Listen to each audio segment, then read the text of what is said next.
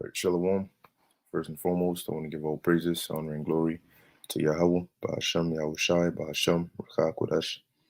Double honors to the apostles of Great Millstone, and peace and blessings to the elect. Yeah, this is just going to be a continuation, all right, of Daniel, the 11th chapter, all right, and we're on verse 3, okay, as we left off on the last time I did the video. Just give me 1 second. So let me make sure it's live. All right. And, we're on verse 3, dealing with Alexander. Okay, Alexander the Great or Alexander the Greek. All right. Now, just a quick recap, and we did, verse 1, Daniel 11 and 1. And the reason I'm doing this in verse parts or verse segments is because I'm going a little bit more, giving you a little bit more context and information as to who these people are and what's going on at this time and how they relate to Israel. Okay, if I was to do that for 5 verses at once, I mean, we'd be here for, an unreasonable amount of time. But it says, Daniel 11 and 1, also I, in the first year of Darius the Mede, even I stood to confirm and to strengthen him. And now will I show thee the truth. Behold, there shall stand up yet 3 kings in Persia. All right, and we know these 3 kings that are going to stand up were Cambyses II, Bardia, all right, who was next. Cambyses II was the first, all right. Bardia, otherwise known as Smerdis, was the next. And Darius, okay, Darius the Persian, or the Great as they called him, was after him. Okay, and it says, and the 4th shall be far richer than they all, which that 4th was Xerxes the First, or as we know him in the scriptures as Ahasuerus, the husband of Esther. Okay, and he's the one you basically see in the movie 300, and you have that whole battle, the battle of Thermopylae, and so on and so forth. It says, and by his strength through his riches he shall stir up all against the realm of Grecia. Now we went into how this him stirring up all against the realm of Grecia was going into that second Persian invasion of Greece.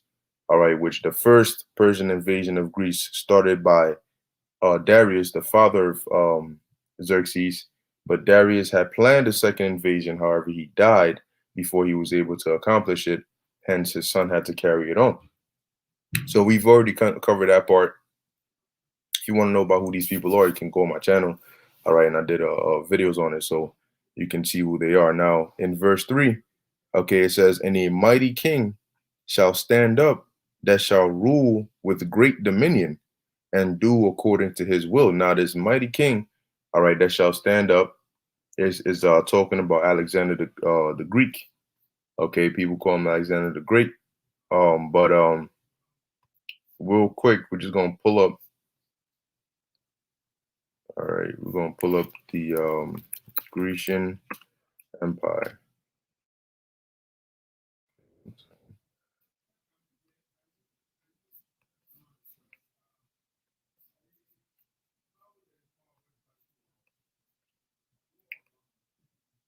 All right, we're gonna pull up the Grecian Empire. Okay, and okay, so let's pull up this whole joint over here. All right, we'll go with this. All right, and you can see how huge, all right, this empire is. All right, this is vast. All right, they have parts of Cyrene, okay, Egypt, the Levant, Asia Minor, Greece, Macedon, Thrace, all the way Mesopotamia, all the way on to India. Okay, so it was a very, very vast empire. That's why it says in Daniel 11 that in 11 and 3 that a mighty king shall stand up and he shall rule with a great dominion. Okay, and that was Alexander. Now dealing with Alexander the Greek, or just Alexander, when we read in Daniel the 7th chapter, okay, he's likened onto the leopard, and in Daniel the 8th chapter he's likened onto the horn. Okay, that was in between the eyes of the he-goat. Okay, so let's read about Alexander. All right, because we know the name. Okay, we know the name, but who is he? All right, well, what do we actually know about him? Okay, he conquered, this area. He did it quickly. He died, and his four generals took over. All right, but I'm going to read just a little bit here about him and how he affected us. Okay, what impact did he have on us? Because what happened during the time of Alexander's time, all right, eventually led to certain things that you see happening in the time of the New Testament. Okay, and they can clear up some understanding. All right, dealing with the Grecians. Okay, that you hear about in the New Testament. Okay, showing you that they weren't, especially the ones who were believing, they weren't heathens, they were Israelites. Okay. So this says here, Alexander the Third the Great, Alexander the Third of Macedon, um, commonly known as Alexander the Great or Megas, which is, I guess, that's Greek for great. It says was a king, Basilius. That's the word for it, of the ancient Greek kingdom of Macedon. All right, so he became the king of Greece, but originally he started as the king of Macedon, which is over here. All right, which he basically inherited from his father Philip II of Macedon. All right, so it says, and a member of the Argead dynasty. All right, he was born in Pella in 356 BC and succeeded his father Philip II to the throne at the age of 20. All right, now let's see where this is at. Okay, it says here, Pella is an ancient city located in central Macedonia, Greece, best known as the historical capital of the ancient kingdom of Macedon and birthplace of Alexander the Great. However, the scriptures say that he was born in was it Cyprus or Kittim? Let's pull it up. Um,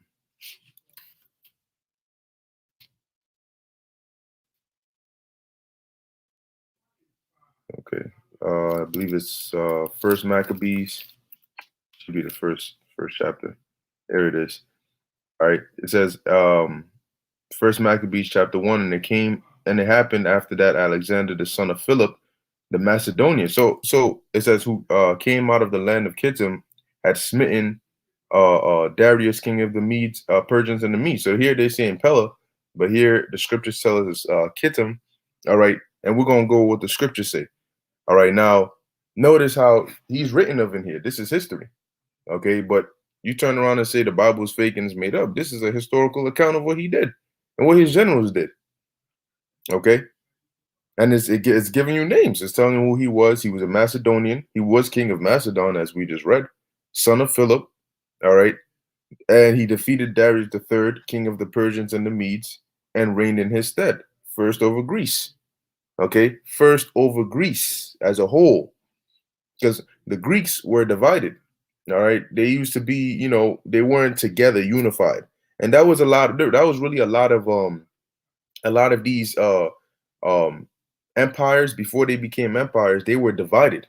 Okay, they were like just groups, doing their own thing until the and really that's pretty much how everything started. Because when you go to the time of the book of Judges, right? Before, we had a king over us, all right, in terms of Saul and David and so on and so forth.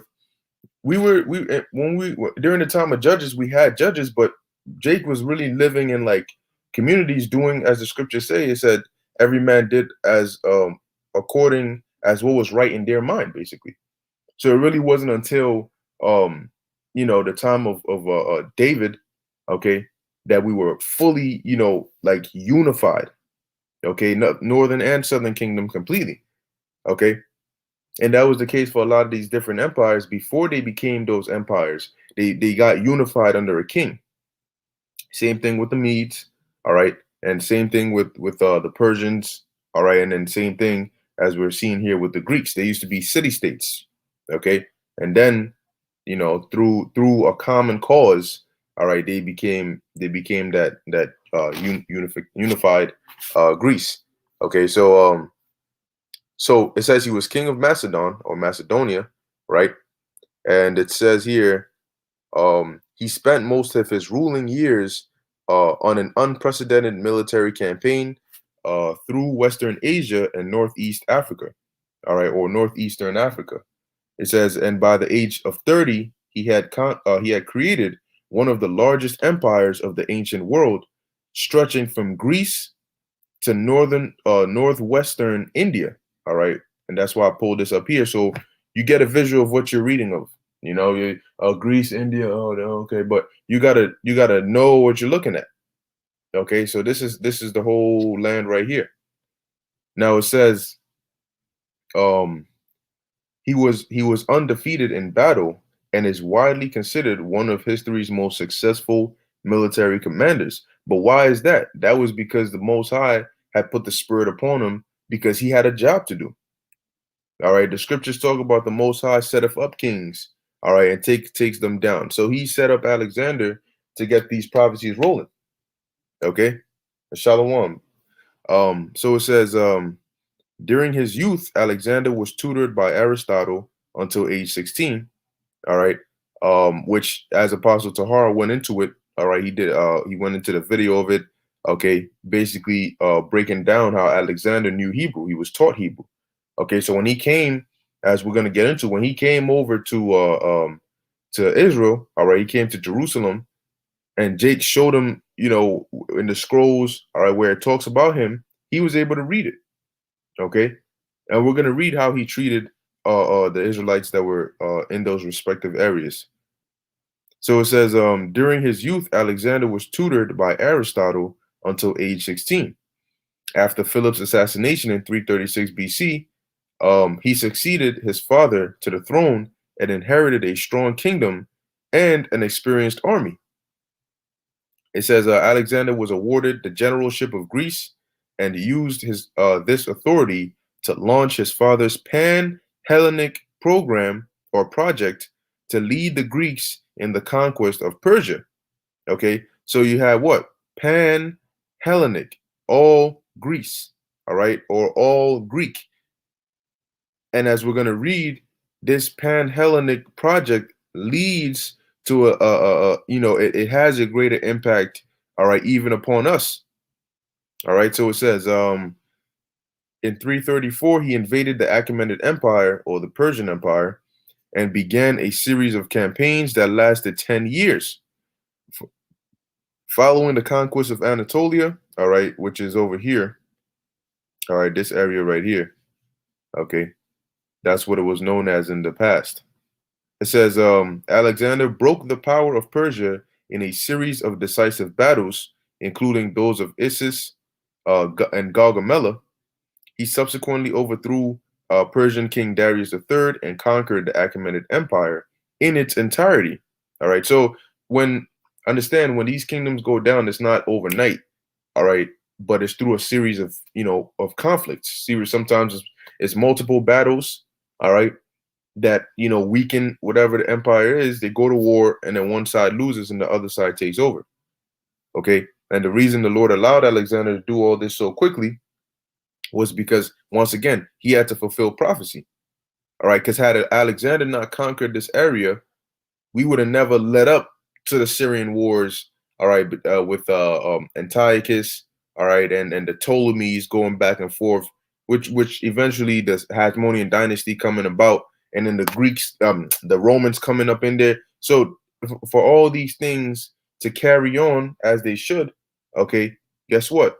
Alexander had to be set up. That's why the Lord allowed him to conquer such a vast land so quickly. All right, in 12 years, you took over this whole joint. Okay. So let's keep reading. It says, he subsequently overthrew Persian King Darius III and conquered the Achaemenid Empire in its entirety. At that point, his empire stretched from the Adriatic Sea to the Bias River. Alexander endeavored, and it's good to notice because when you read the scriptures, all right, okay, around what time is this taking place?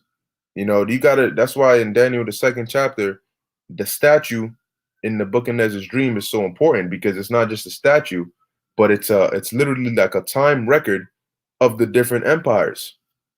Okay, So knowing about them, you know, okay, which prophet was during what time period. So when I'm reading the book of Jeremiah, or I'm reading in the book of Esther, or this, that, and third, I have some context as to what's going on. It's not just random names in a random abyss. These people actually lived. That's like if somebody's reading about us, but they don't know what time period we're in. They just, you know, they all right. So you had the apostles, you had, you know, brothers, but then they'll refer back to Esther, then they'll refer back to Jeremiah as if we all live in the same time period. Okay.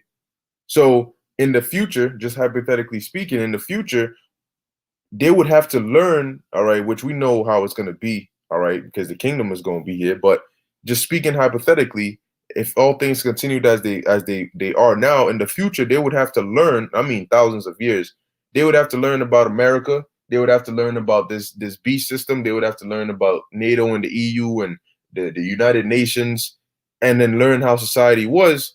They would have to learn about Trump, Biden, and all these different presidents, you know, and then, you know, about us, so they would know what time period we were in, you know. If in the, and you know, brothers do videos, we talk about the trains, the snow, you know, this policy, that policy.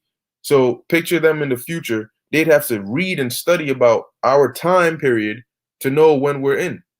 So they're not gonna think of, you know, there's a brother in New York City, and then they're thinking of Jeremiah in the time of the Babylonians, and they got the two mixed up because they don't know what time period, they don't know the context.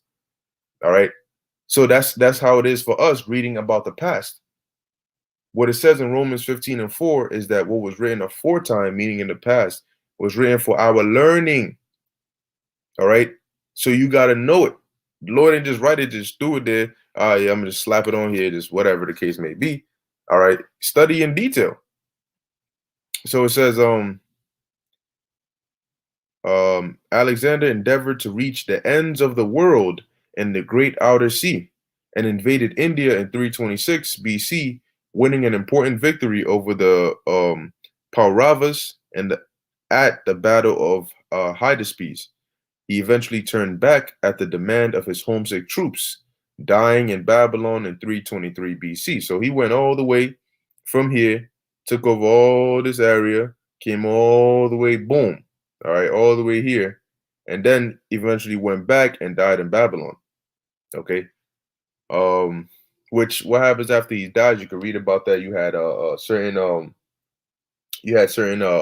regions. I believe it was Perdiccas, all right, became the regent king, and then this, and so there was some things going back and forth for a while before the eventually those generals, all right, that we're gonna go into, all right, later on, those generals, which now we know them as, the notable 4 or 5 generals, all right. Prior to that, it was more than that, all right, but before, it wasn't like the second Alexander died, the generals just got up, boom, split the land, boom, boom, we got everything. No, all right.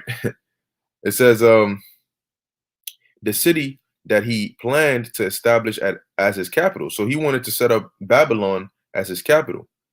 All right, without executing a series of planned campaigns that would have begun with an invasion of Arabia.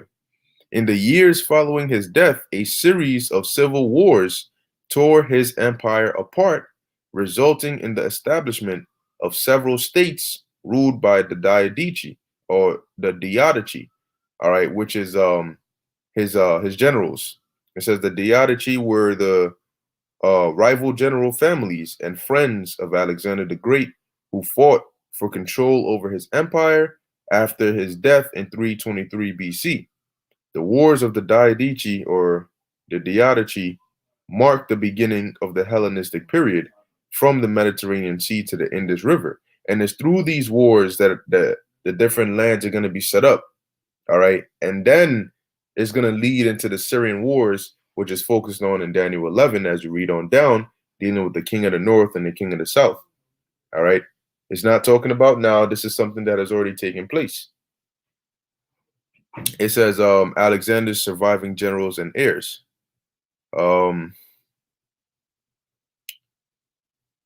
Okay, let's see. So now we're going to go down. All right, we're going to go down a bit to education. All right. So it says here, education. When Alexander was 13, Philip began Philip being his father, began to search for a tutor and considered such academics as Socrates and Speusippus, the latter offering to resign from his stewardship of the academy to take up the post. In the end, Philip chose Aristotle and provided the temple of the nymphs at Mieza as a classroom. In return for teaching Alexander, Philip agreed to rebuild Aristotle's hometown in Stagira, which Philip had razed, all right, meaning to, basically destroy, and to repopulate it by buying and freeing the ex-citizens who were slaves, or pardoning those who were in exile. Now, it's going to tell you, it's going to list a couple of names. It says Mieza was like a boarding school for Alexander and the children of Macedonian nobles, such as Ptolemy. All right, I believe this is Soter. Yep, Ptolemy the first Soter. Now, he is one of those generals that are listed. He had, basically jurisdiction over Egypt. Okay, he actually grew up with Alexander. All right, it says Hephaestion and Cassander. Once again, Cassander was also one of those names. You had Ptolemy, Cassander, Lysimachus, and Seleucus. All right. So at least we know that Ptolemy and Cassander were basically companions or childhood friends with Alexander, hence his generals. Okay. It says many of these students would become his friends and future generals and are often known as the companions. Aristotle taught Alexander and his companions about medicine, philosophy, morals, religion, logic, and art. Okay. Now, people knew, okay, about us. People knew about us because we were different. As the Lord said, we are Deuteronomy 7 and 6. All right. We are above all people, but we are a holy people. So we and our manners and customs were very, very separate from everybody else. So even, empires that were ruling above us knew that there was a difference. All right, they knew that we were different. So word had already gotten out. So when teaching about different religions and or so on and so forth, of course they had us in there. All right. Under Aristotle's tutelage, Alexander developed a passion for the works of Homer, and in particular the Iliad. Aristotle gave him an annotated copy, which Alexander later carried on his campaigns. All right, then it goes on, so on and so forth. Now we're just going to deal with. I'm going to jump down and go to the Hellenization, because this is the part that, like I said, later on starts to affect Jake. Because what did Alexander do? Remember, he continued that agenda or that project by his father Philip, which was a pan-Hellenic project. So they wanted to spread the Greek culture, all right, the Greek language, the Greek culture, and all these things to everybody. Notice how in the New Testament, majority of these people are called Greeks, right? It's always Greeks. Paul said, what? There's no difference between the Jew or the Greek. What about the Persian? What about the Moabite? What about the Elamite? What about the Arabian? Why does it say the Greek? Because we're about to read here because of Hellenization. So it says Hellenization was coined by the German historian Johann Gustav Droysen to denote the spread of Greek language, culture, and population into the former Persian Empire after Alexander's conquest. So the former Persian Empire, all right, basically ended, let me actually pull it up. Okay, nice. So this was the Persian Empire, all right. It was basically everything you see here, with the exception of what Macedon and Athens and so on and so forth. All right. So what happened with Alexander, all right, was he had authority over these areas, and so he just assimilated the Persian Empire. So this whole land here that you're seeing, all right, basically through that pan-Hellenism or that Hellenization, they started to speak Greek, okay, and they started to practice those Greek cultures and customs, as we're reading about here through Hellenization, okay. It said that they spread the Greek language and culture and population into the former empire, so that whole land. All right. It says, and you know what? That's what these empires do. Okay, the Romans did it, America did it. All right. Now, when we get into power, we gonna do it. We gonna spread the scriptures say that all shall know, all right, Yahweh Bashem Yahushai. We gonna spread the laws, we're gonna spread the customs, we're gonna spread everything. What you're supposed to do, what you're not supposed to do. So it's literally whenever an empire came in and they had control, their way was the way, right? So when we come into power, guess what? Our way is gonna be the way. All right.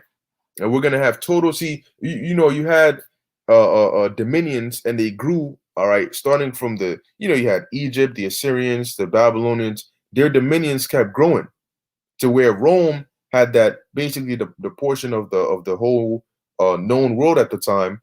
And in this time, Esau's trying to really get the whole planet. But we gonna get the planet and the whole universe. All right. So our dominion is going to be the biggest dominion. That's why it tells you, I believe in Isaiah the second chapter. All right, let's pull it up. Actually, we're here, so let's type that in. Isaiah 2. It says here, Isaiah 2:1, and it shall come to pass. Oh, Isaiah 2:2, and it shall come to pass in the last days that the mountain of the Lord's house, the government, shall be established on the top of the mountains. So it says, and shall be exalted above the hills, and all nations shall flow into it. So we're going to have our establishment, our kingdom is going to be the greatest and largest dominion, all right, above all these different kingdoms that have been, all right. Because since the world, things got really established, there's only been really a handful of different empires, all right. It's just they ruled for, hundreds of years at a time. So let's go back. Let's read a little bit more about the Hellenization. It says that this export took place is undoubted and can be seen in the Greek Hellenistic cities.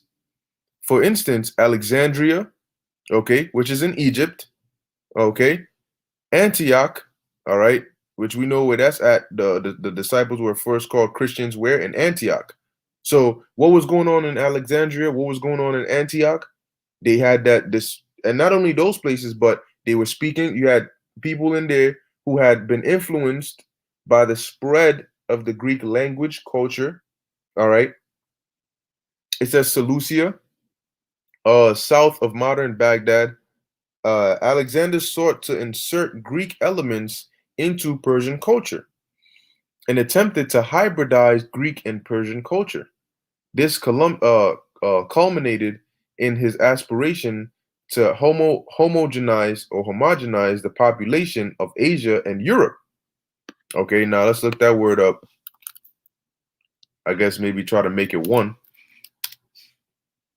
It says subject, okay, make uniform or similar, unite. Yeah, to make it one.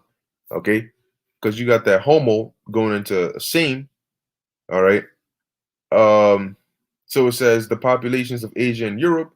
However, his successors explicitly rejected such policies. So notice how when you go into Daniel, let me see. When you go into Daniel 11 and 4, I'm just going to touch on this slightly. All right, next time I actually go into it, notice it says in verse 3, we're dealing with Alexander, right? Now in verse 4 it says, and when he shall stand up, so when he was at the height of the kingdom, his kingdom shall be broken. All right, because Alexander died, and then his kingdom, there was the civil wars, right? So that unification got broken up, and shall be divided towards the four winds of heaven, all right, which were, the north, the south, the southwest, northwest, going into the different areas that his generals had to rule. Now notice it says, and not to his posterity, meaning his descendants, because those that got dominion of his kingdom were not his children. All right, they were his generals. It says, nor according to his dominion which he ruled. Okay, so they didn't rule according to how Alexander ruled or how he wanted to rule. And that's key because we just read it here. It says this culminated in his aspiration to homogenize the populations of Asia and Europe. He wanted to unite and make it one. And that was the kind of dominion in which he ruled. However, his successors explicitly rejected such policies. And that's what we just read, that what they were going to rule, but not according to his dominion. They wanted to rule how they wanted to rule. It says, nevertheless, Hellenization occurred and throughout the region, accompanied by a distinct and opposite orientalization of the successor states. The core of the Hellenistic culture promulgated by the conquest was essentially Athenian. The close association of men from across Greece in Alexander's army directly led to the emergence of the largely Attic-based coin. All right. It says Koine Greek, also known as Alexandrian dialect, common Attic, Hellenistic, or Biblical Greek. All right. It says, or common Greek dialect. Koine spread throughout the Hellenistic world, becoming what? The lingua franca, the common language. So Greek became the common language of what? Of the Hellenistic world. So the whole area that we're looking on here, Greek became the common language. That's why Paul spoke what? Greek. That's why the Romans also, though they spoke Latin, they also spoke what? Greek.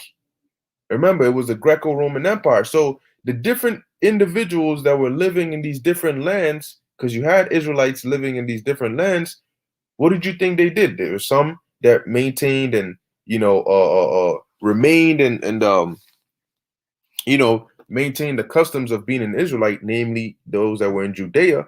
But you had some that were in different lands who were influenced by the Greek influence, that Alexander has spread through that Pan-Hellenism. All right, Shalom Zaquan. That's right. Stay in the spirit 144. Second Maccabees 6:6. Neither was it lawful for a man to keep Sabbath days or ancient fasts or to profess himself to be a Jew. Okay. And all this is what is going to lead into the New Testament, where you have Grecians. Okay. Because had Alexander not conquered this whole land and spread that Hellenization, you wouldn't have the Grecian term. Grecian does not mean, all right, necessarily that you are a specific Greek born, all right, here in Europe or in Greece, and so on and so forth. Okay, because when you go into it, there's a definition that mentions a Greek-speaking Jew. So going on, it says the lingua franca. So Greek became the common language, all right, of the Hellenistic lands, and eventually the ancestor of modern Greek. It says, furthermore, town planning, education, local government, and art current in the Hellenistic period were all based on classic Greek ideals, okay, evolving into distinct new forms commonly grouped as Hellenistic. So then you read certain portions in the scriptures, you read it'll mention what? The Hellenistas, all right, or the Hellenists, or Hellene. It says aspects of Hellenistic culture were still evident in the traditions of the Byzantine Empire in the mid 15th century. All right. So through this Hellenization, which started with Alexander, but was further pushed, as the elder put the scripture here, from Maccabees during his generals' times. All right. It's namely during the time of Antiochus Epiphanes. Okay. This eventually led, all right, to a lot of Israelites. You had a lot of them that actually just completely left, their heritage of being Israelites and started to live like the Greeks, had children, started to really get into that culture. But you had certain Israelites that knew they were Israelites, but what did they do? They started to adopt Greek names. All right, John Hyrcanus, right? Simon, all these different, even from the Maccabean family line, Alexander, I forget the other dudes, Aristobulus. These are Greek names. All right. When you look into the Hasmonean dynasty, all right, let's bring that up. The Hasmonean dynasty family tree. All right, look at these. Even Jason, for example. All right, these are not Hebrew names. Now you can have the Hebrew equivalent. Okay, so you have John, Simon, Judas. Notice how in the Old Testament you don't see names like this. It's really in the New Testament you see Paul, Peter, John. Where do you think all that goes back to?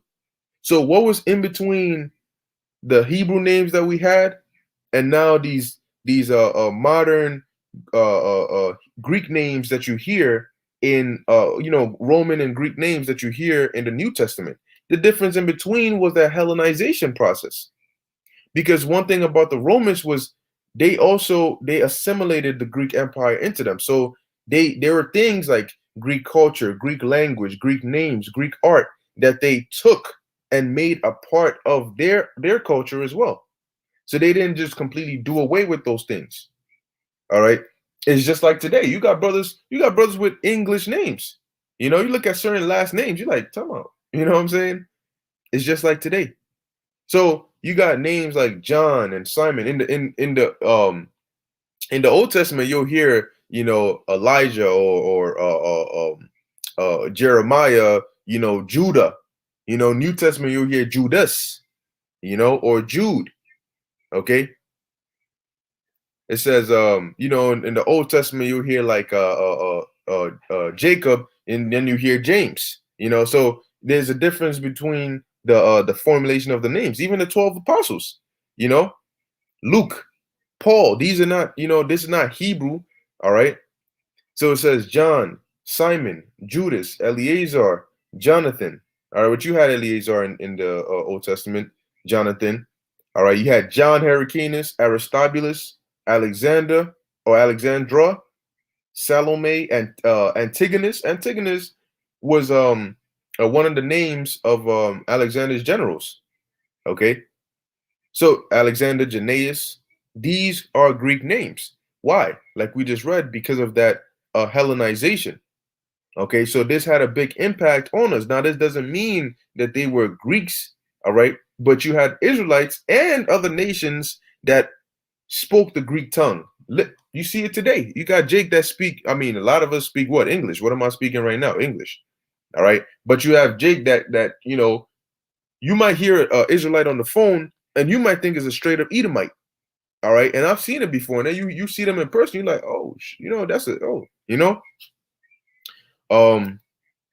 So that's all I wanted to read on this part concerning Alexander. Now I have here. All right. Matter of fact, before I read this, we'll go into a few precepts. Acts 16, Acts the 16th chapter. All right. Now it says here, Acts 16 and 1. Okay.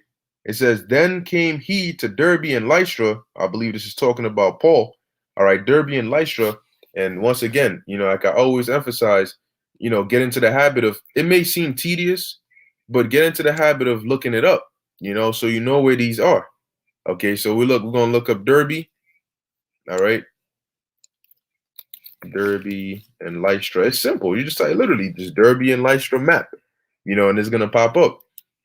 All right, so what we have here, let's see, we could use this. All right, and this goes into the missionaries basically that Paul went on, and it actually shows you the direction and where they went. So as you're reading in the scriptures, okay, you're reading and they'll say they sailed onto Salamis or Paphos and then Perga and then Antioch. It's these are actual places, these are locations. Okay, so it says they left from, now you have an Antioch in Asia Minor, but you also have an Antioch here in Syria.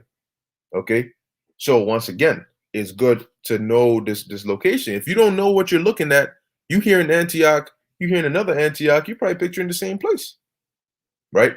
So they sailed off from here. All right, they got off the coast because remember, just like today, if I want to get to a certain location, If I jump on the 4 train, there's a specific path the 4 train goes. The 4 train is not going, you know what I'm saying, jump, jump, jump to get me specifically where I want to go. I gotta take the 4 train, maybe transfer to the D train, and then walk to a certain area and then catch another train. So you're going on this transportation and it's going in its direction. You just gotta board it to get you closer to where you can transfer or whatever the case may be. So if you want to get to somewhere like Asia Minor, instead of having to do all that walking and so on and so forth, because it was dangerous. All right, walking. Hey, Paul tells you that. You had a lot of robbers, okay, people who will be hiding, bandits, and they will rob your ass. So it was very dangerous to travel by land, okay. So you catch a ship or a boat, all right, that's going to Cyprus. Okay, I'm gonna catch that, get here, and then I'll transfer to one, and they will dock. The boats would dock, people will get off. Maybe certain imports, whatever it is. Then it goes again to Perga. Okay, that's where I'm gonna get off. Some of them went in different locations. Anyway, so we have Derbe over here, and you have Lystra over here. All right, in Galatia, okay, or Asia Minor. Okay, so Acts 16 says, "Then came he to Derbe and Lystra, and behold, a certain disciple was there named Timotheus, the son of a certain woman who was a Jewess and believed, but his father was a Greek." Okay, now does that mean that Timothy was an Edomite? No. Let's look up the word Greek. It says Helen, okay, or Helene. It says a Greek either by nationality, whether a native of the mainland or the Greek islands or colonies. In a wider sense, the name embraces all nations, not Jews, that made the language, customs, and learning of the Greeks their own. The primary reference is to a difference of religion and worship. Okay, so now why would these people make their language, customs, and learning Greek their own? Because when we went back and we read about the Hellenization, what did it say? It said town planning, education, local governments. Okay, it also mentioned how Greek was made a common language. The customs and all these things, they were pushed during that Hellenistic period. Okay, so when you come across a situation like this, Timothy's father was an Israelite, but he was one of those Israelite that embraced. Okay, now it says in a wider sense, the name embraces all nations, not Jews, that made the language, customs, but you had Israelites that actually did this. Now, not Jews, meaning it's excluding those that were specifically in Judea, because they were known like, oh, nah, we're not with this. We do our own thing. Okay, but that doesn't mean that you didn't have Israelites that were part of these people who had taken hold of these different customs and religions and so on and so forth. Okay, so now let's see if we can get a bit more information on this. Another tool you can utilize other than the concordance or the lexicon is the dictionary section. All right, here we're in the interlinear, but if you go to the dictionary section, you have the Eastern Bible Dictionary, for example, and you can look up the different words that are in this verse and get some background information on them. So we're going to go down and let's click on Greek. All right, let's see if they give us something that we can use. Found only in the New Testament, where a distinction is observed between Greek and Grecian. The former is 1, a Greek by race, or 2, a Gentile as opposed to a Jew. The latter meaning properly, one who speaks Greek is a foreign Jew opposed to a home Jew who dwelt in Palestine. Okay, a foreign Jew, all right, one who speaks Greek is a foreign Jew opposed to a home Jew who dwelt in Palestine. So where was Timothy's father? He wasn't in Palestine. He was here. in Galatia, right? And then you had those Jews in Judea. So he would be considered a foreign Jew. His father would be considered a foreign Jew who spoke Greek. Does not mean that he's not an Israelite. Okay, but this is the effects of that Hellenization. Okay. Um. Now it says here the former, or it says here one a Greek by race, and then it puts Acts 16:1, but this is incorrect because Timothy's father was not a Greek by race. All right, his nationality, well, he wasn't an Edomite. Okay, so it seems that that's all that they're gonna give us here that we can actually use. Let's see. Do we have anything here? All right, Grecians and Greeks. There we go. That this seems like, so you see how just clicking on this, it gives you so much more context. You know, it gives you a lot more information on here. All right. Quite a lot of information. Let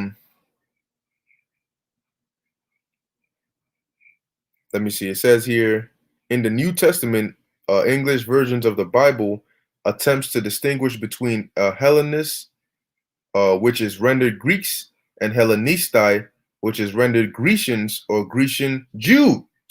All right. Now, give me 1 second. Let me charge up this laptop real quick.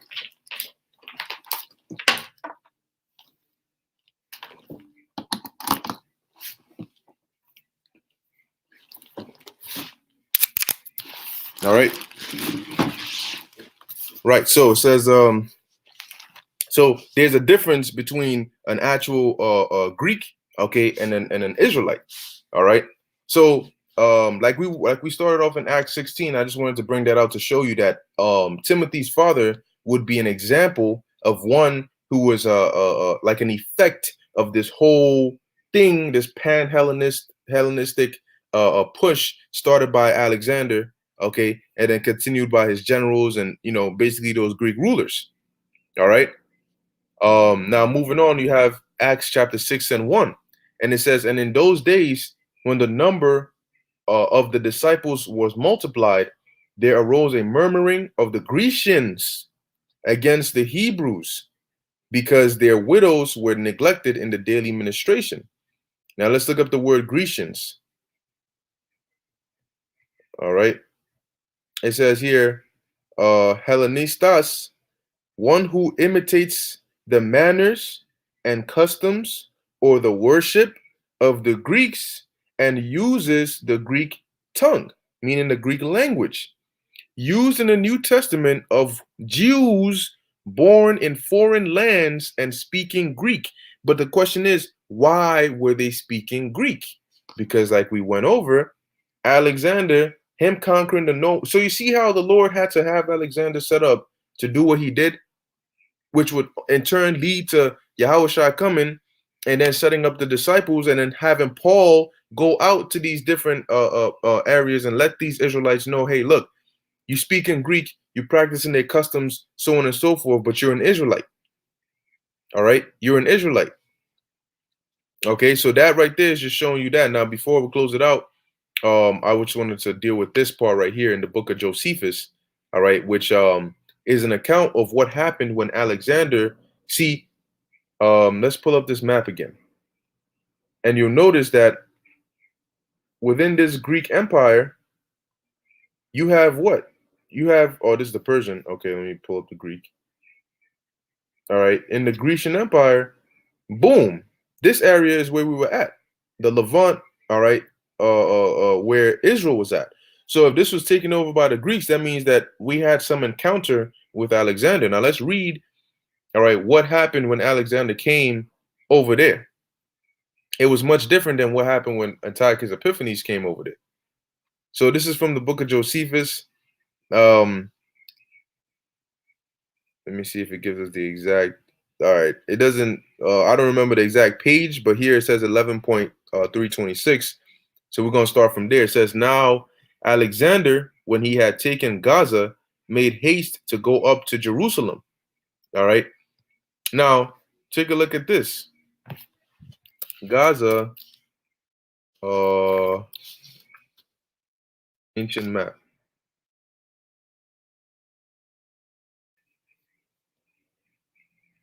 All right. Boom. I will keep losing the Greek thing. All right. So this is how he was able. So he takes over all these different lands. He takes over all these different areas. All right. But we are also a part of those areas that he takes over. All right. So he's taken over Gaza. He comes to Jerusalem. It says, and Jadis, all right, the high priest, when he heard that, was in agony and under terror, and as not knowing how he should meet the Macedonians, since the king was displeased at his foregoing disobedience. All right. Now, when Alexander first came, he basically was telling them, look, you deal with me now, because I'm gonna be the next king, I'm gonna be the one. And they were like, we had already pledged our allegiance or our obedience to the Persians, so we can't just, flip on them like that. So now Alexander goes and he starts conquering stuff, and he comes back and we on some, oh shit, well, you know what I'm saying? Like, you came, and usually that's the reaction. I ask you to join me, or I ask you to, be on my side. You say no, I go and win. Now what you think I'm gonna do to you when I come back? Um, so it says, he therefore ordained that the people should make supplication and should join with him in offering sacrifice to the Most High, whom he besought to protect that nation and to deliver them from the perils that were coming upon them. Whereupon the Most High warned him in a dream, which came upon him after that he had offered sacrifice, that he should take courage and adorn the city and open the gates, that the rest should appear in white garments, but that he and the priests should meet the king in the habits proper to their order, without the dread of any ill consequences, which the providence of the Most High would prevent. So the priests are stressed that Alexander's coming. They're scared. They're like, damn, he's about to violate. But the Lord comes to him in a dream and says, hey, look, calm down. All right. This is what you do. Have the rest of them dressed in all white, and uh, um, just greet him regularly. Nothing is going to happen. I'm going to make sure of it. It says, upon which, when he rose from his sleep, he greatly rejoiced and declared to all the warning he had received from the Most High, according to which dream he acted entirely, and so waited for the coming of the king. And when Jadis, all right, we're going to call him Yehoiada, all right, because that should translate to Judah, Jadis, Judas, Jude, all right, understood that Alexander was not far from the city, he went out in procession with the priest and the multitude of the citizens. The procession was venerable, and the manner of it different from that of the other nations. It reached to a place called Sapha, which name translated into Greek signifies a prospect, for you have thence a prospect both of Jerusalem and of the temple. Here we go. And when the Phoenicians and the Samaritans, these damn heathens, all right, that followed him, thought they should have liberty to plunder the city and torment the high priest to death. So they're like, all right, they thinking that Alexander is about to, crush Jerusalem, So they're behind. They're like, yeah, it's lit, because remember, these Samaritans and Phoenicians were heathens, all right, damn dusty ass heathens that were put in that land after the northern kingdom got deported. So, these are the same demons that when we try to rebuild the temple during the time of Zerubbabel and Joshua the high priest, they kept causing problems for us.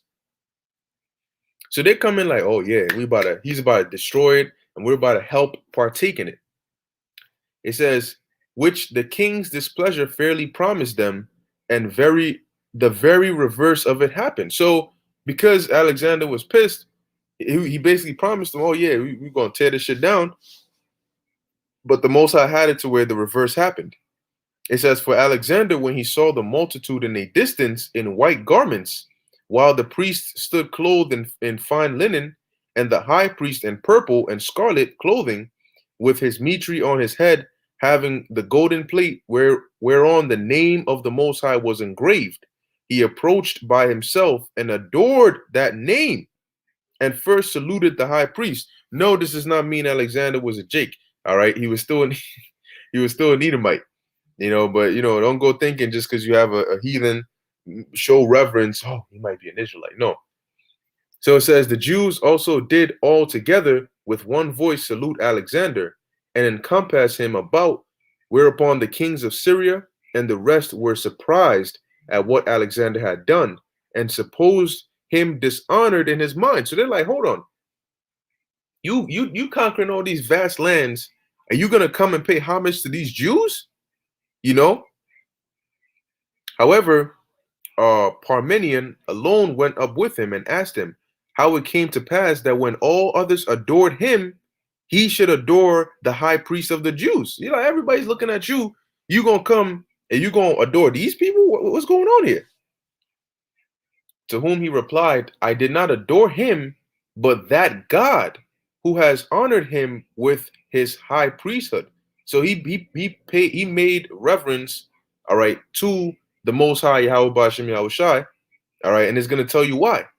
It says, for I saw this very person in a dream, in this very habit, when I was at Dion in Macedonia, who, when I was considering with myself how I might obtain the dominion of Asia, exhorted me to make no delay, but boldly to pass over the sea thither, for that he would conduct my army and would give me the dominion over the Persians.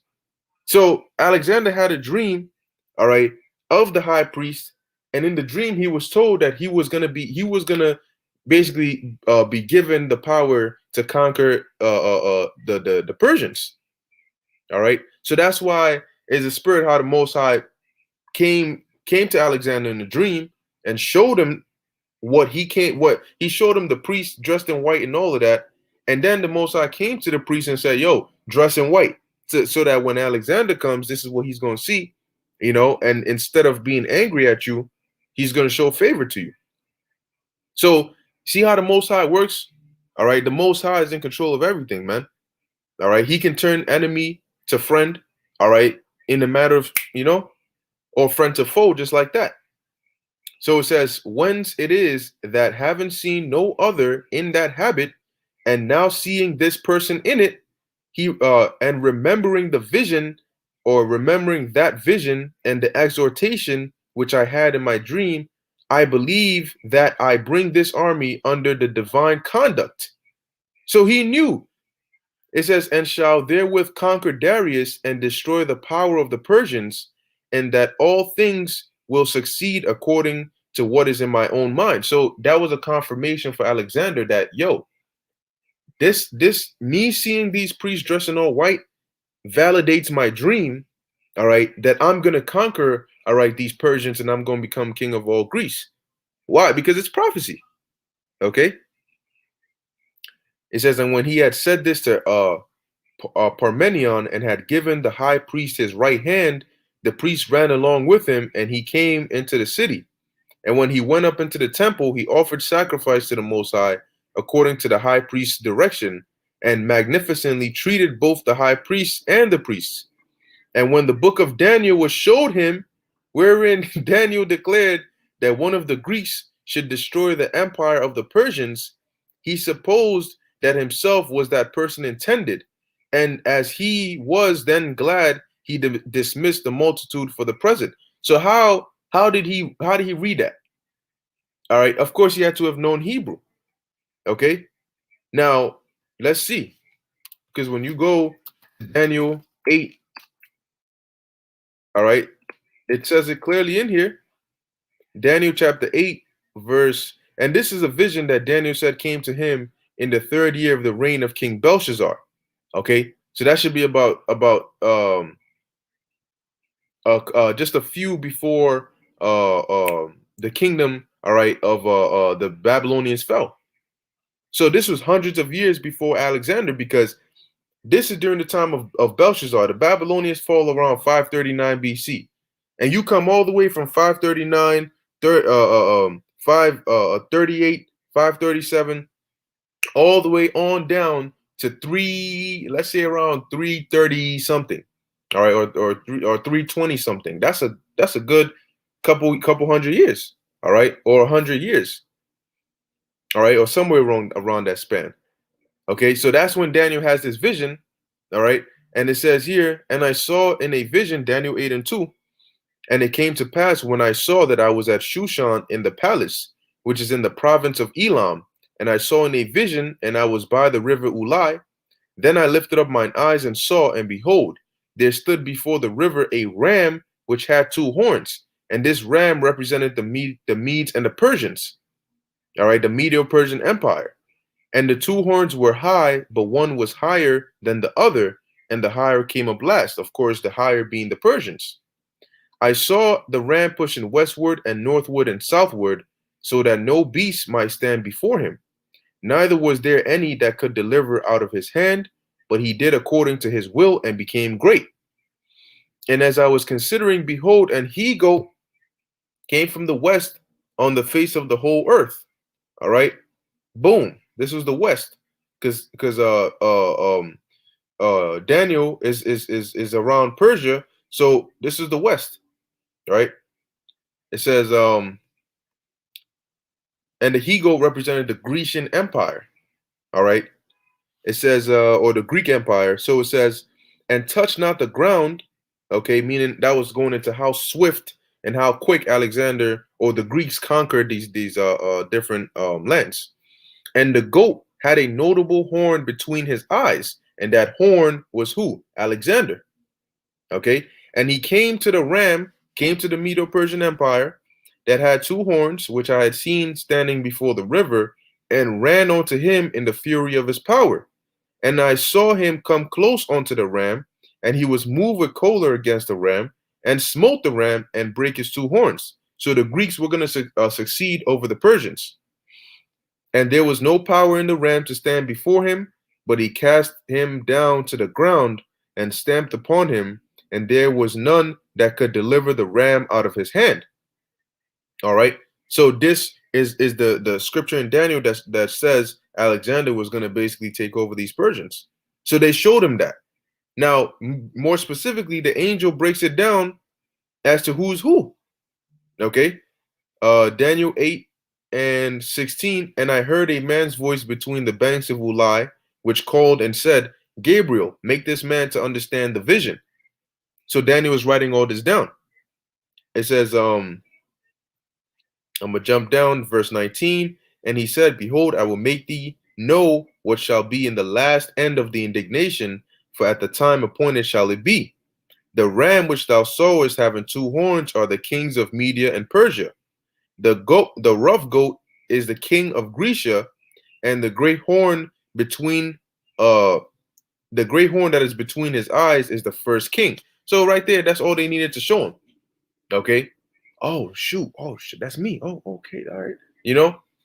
So going back to the Josephus, it says here 11.337, and when the book of Daniel was showed him, wherein Daniel declared that one of the Greeks should destroy the empire of the Persians, he supposed that himself was the person intended, because it specifically said is who is the first king, and Alexander was the first king, all right, of the Greek Empire. So it says, and as he was then glad, he dismissed the multitude for the present. But the next day he called them to him and bid them what favors they pleased of him. So what do you want? Whereupon the high priest desired that they might enjoy the laws of their forefathers and might pay no tribute on the 7th year. He granted all they desired. And when they asked him that he would permit the Jews in Babylon and Media to enjoy their own laws also, he willingly promised to do hereafter what they desired. Now, why were there Jews in Babylon and Media? Okay, when the Babylonians took over Jerusalem, what did they do? It tells you that in the book of Jeremiah. They took Jake captives to Babylon, and over that long period of time of Jake living there, all right, what did they do? They started. Some came back, all right, but some stayed. So you had Jews in Media, had Jews in Babylon, all right. But being that you were in those lands, there were certain things that we couldn't do freely. Same thing like now, we can't do certain things freely. So they beseeched Alexander, saying, well, since you're gonna have control over all this land, it's in your power to allow us, all right, to keep our laws. It says, and when he said to the multitude that if any of them would enlist themselves in his army on this condition, that they should continue under the laws of their forefathers and live according to them, he was willing to take them with him, and many were ready to accompany him in his wars. So you had certain Jakes that were basically in Alexander's army. So when Alexander had thus settled matters in Jerusalem, he led his army into the neighboring cities, and when all the inhabitants to whom he came received him with great kindness, the Samaritans, who had then Shechem for their metropolis, a city situate in Mount Gerizim, the inhabited by the apostates of the Jewish nation, seeing that Alexander had so greatly honored the Jews, determined to profess themselves Jews. And then when you go on down, it tells you that these damn Samaritans, man, is these damn Samaritans. See, I think it's gonna say it if we keep reading. Let's see. Actually, let's just keep reading. All right, it's only just a few more. We can end it off here.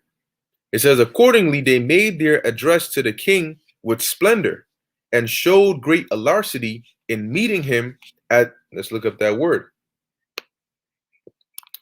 All right. I'll close out a few of these tabs. All right. It says brisk and cheerful readiness. All right. Eagerness in meeting him at a little distance from Jerusalem. And when Alexander had commended them, the Shechemites approached to him. And if you want to know where that's at, all right, just simply type it in. Shechem map. Okay, and it's going to show you. Let me get a clear one. Okay, boom. All right. So you have Jerusalem down here. You have Shechem up here. All right. So it says the Shechemites approached to him, taking with them the troops that Sanballat had sent him, and they desired that he will come to their city and do honor to their temple also, because they also built the temple.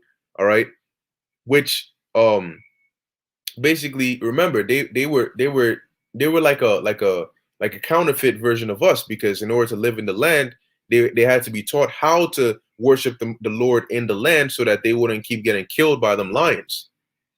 And then over time, they now start thinking that, you know, their descendants start thinking that they're entitled, or they worship our power. And that's why Yahushua told the lady at the well, the Samaritan woman at the well, that you know, you don't know who you worship, but we know who we worship, for salvation is of the Jews. All right. It says, to whom he promised, and when he returned, he would come to them. And when they petitioned that he would remit the tribute of the 7th year to them, because they did so thereon, he asked who they were that made such a petition, right? So he's like, because they thinking, well, you just did this for the Jews, so shit, you know, let's come up in there and let's ask you to do things for us too. And he's like, okay, well, who are you? You know, you asking all this, who are you? Because he knew who Jake was.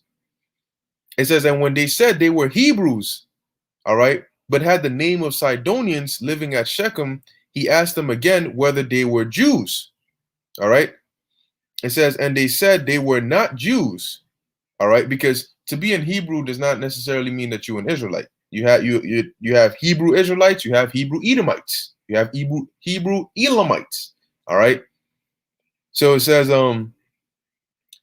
and when they said they were not Jews, it was to the Jews, said he, that I granted that privilege. Ooh, damn. You know, so they pulled up and said, oh, well, you could do this for us too. He's like, who the hell are you? Oh, we Hebrews. Or are you Jews? He's like, no, we're not. They said, no, we're not Jews. Said, all right, well, then what you asking for? I granted this as a special favor for the Jews. All right. That's why he said it. It was to the Jews, said he, that I granted that privilege. However, when I return and am thoroughly informed by you of this matter, I will do what I think, or what I shall think proper. And in this manner he took leave of the Shechemites, but ordered that the troops of Sanballat should follow him into Egypt, because there he designed to give them lands, which he did a little after in Thesis, where he ordered them to guard that country. And it was the Alexandria, Egypt, was named after Alexander, and he gave us basically leave. Whatever Jews wanted to go there and stay there, we were able to do so. That's why you also had a large community of Jakes, all right, that were living in Alexandria, Egypt. All right. So yeah, that's pretty much it. Going back to Daniel 11:3, it says, "And a mighty king shall stand up, that shall rule with great dominion and do according to his will." And that mighty king was Alexander the Greek. All right, which we just went into a bit of information about him, what he did, what impact he had on us. Okay. And so I'm gonna end it off here, Lord willing. Next time we'll go into verse 4, going into the Diadichi, the wars, the generals, and so on and so forth. All right. But hey, Lord willing, this is edifying. All right. To those that tuned in. All right. This, there's different parts of the scriptures that we go into. All right. But you got a lot of, oftentimes Jake don't like to, get into the actual information and the, the learning part of the scriptures. They like the things that are easy on the ears. I just gotta listen, it's just, drama, or is a rebuke, or is this, but you gotta also have that part of the scriptures where you study. So anyway, with that, I want to give all praises, honor, and glory to Yahweh, Bahasham, Yahushai, Bahasham, Rakak Wadash. Until next time, Shalom.